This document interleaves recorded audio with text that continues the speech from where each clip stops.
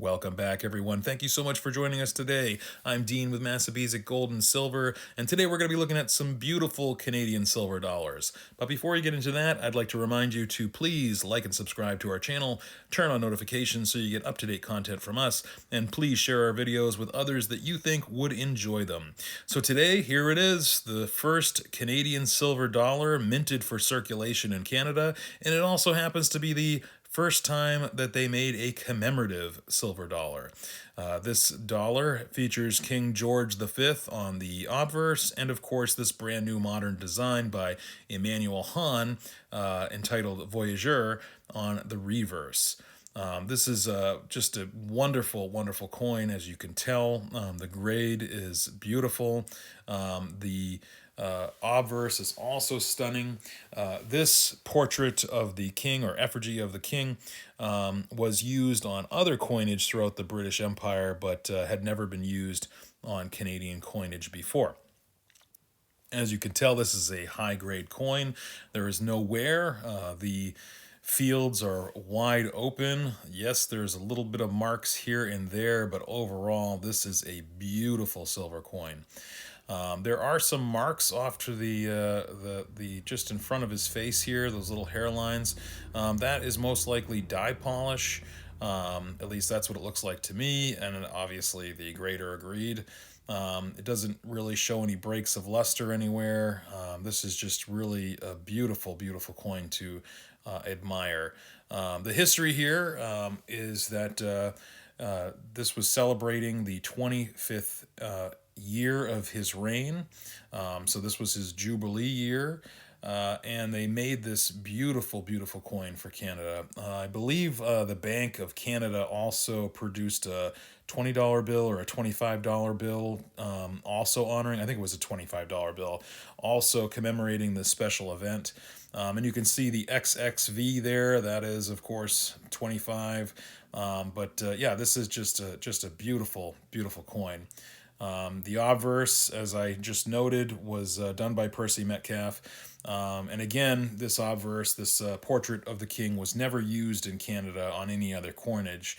I believe it was only in Australia and New Zealand that this portrait was actually used. You can see again, very little bag marks here. The fields are wide open. The luster is beautiful. It's almost reminiscent of some of the halves, the American commemorative half dollars from the same period, 1930s, 1920s.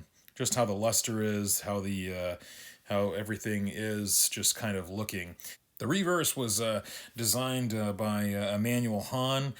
You can see right here the EH next to the birch bark canoe here. Inside the canoe, of course, is a Hudson Bay man, fur trader, and Native American or First Nations gentleman there that's guiding him. The lines that are going up here that kind of seems like rays. Those are actually supposed to be representing the Northern Lights, which again, you can see the luster here, really beautiful, especially in the devices around them, everything.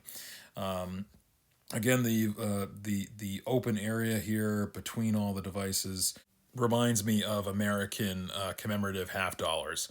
Again, it's just beautiful. Really, just really great to look at. The detail here, some of the details really pop with the canoe. You can barely just kind of make out that it's supposed to be birch bark, but that is what it's supposed to be. On the parcels, if you will, that are in there, you can just barely see the HB that is on the package. I'll try to get a little close up like that, but again, this is just a beautiful, beautiful luster as I turn the coin here. But yeah, you can just barely see the HB on the parcel there. Of course, that's for the Hudson Bay Company, and most of the fur trade was in North America, at least in British North America, was led by the Hudson Bay Company, which, by the way, still exists today. There was actually only 428,707 coins struck for this year, making it, quasi-rare, if you will. I know a lot of people say, well, they only minted so many. But this is one that's left for us to look at and enjoy, and it is a gem coin. Truly beautiful. Right now on eBay, trades right around $400 in this same grade.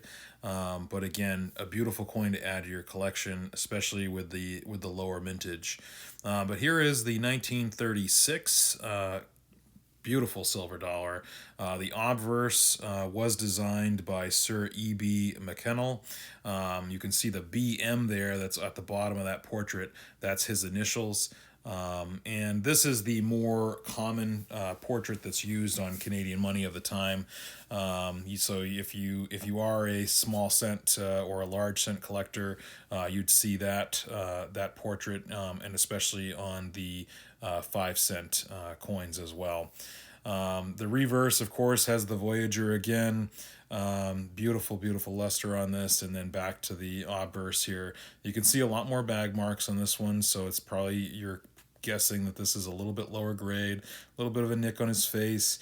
Nothing too bad, but again, this is the more classic design that we're used to, or at least I should say Canadian coin collectors are used to seeing for George V. This is also this coin, the mintage was only 306,100, so a lower mintage than the 1935.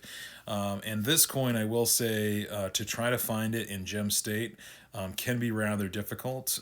Even on eBay, if you were to go to it right now and look it up, even if this is, a year or two after this video is made, I can almost guarantee you will only find one or two that are in gem state, if at all. And usually they run right around, at least during the making of this video, about $800 Canadian, which works out to be between $500 and $600 American. Again, relatively affordable, if you will, compared to other silver dollars that are rare, but again, beautiful. This reverse, like we looked at on the 1935, again has the Voyager. There's the HB again on the package. Just how they were struck. You just didn't get to see that infused lettering as well. I'm going to try to zoom in here. And if you remember, if you were watching some of my other videos from Massabesic Gold and Silver, I did a video that featured some Canadian modern coins. And I'll show you a little clip here from that. But this is the reverse for the 2017 silver dollar, or the silver maple leaf, I should say, that celebrated the 150th anniversary of Canada. And they decided to do the classic Voyager. I'm glad they did. I had picked one of these up, and here we are looking at it again. Just the design, everything is enhanced, everything is brought to our attention here. Still has EH there for Emmanuel Hahn right there. And of course it has, you can see the detail of the birch bark and the HB there for the Hudson Bay Company. And then of course we have our traveling agent for the fur company right at the front of the canoe, and of course the Hudson Bay man at the rear of the canoe. Again, this is just a beautiful design. It really speaks to the history of Canada, especially with regard to the fur trade and the opening up of the wilderness and expansion of Canada.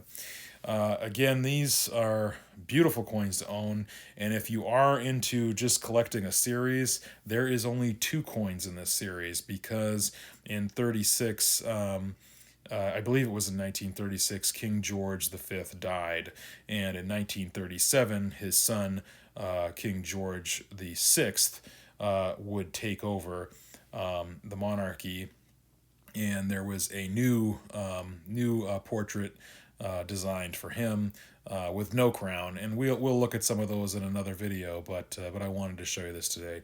If you guessed MS64 on this coin, you are correct. Again, a beautiful, beautiful coin. Obviously, you can see a lot more of the little nicks and bag marks here and there, but the luster still is beautiful, and just is a really wonderful, wonderful coin. This is it. So if this is a series you're interested in, this is it, which is great. Again, looking back to this coin, I just love how the luster is on this. Again, it's very reminiscent to me to those American commemoratives, half dollars. But again, the luster on this 36 is beautiful as well. So I hope you enjoyed this video today, and I hope you maybe get a little interest in these dollars and maybe do a little research of your own, or maybe try to pick one up if you see one at a coin show. I'm going to tell you right now, if you see a 1936 MS-65 and it's relatively affordable, I recommend getting it. You don't see them often, and remember, a mintage of only 306,000. I think I'd go for it. Anyway, I hope you enjoyed this video, and until we meet again, as always, please stay safe and enjoy.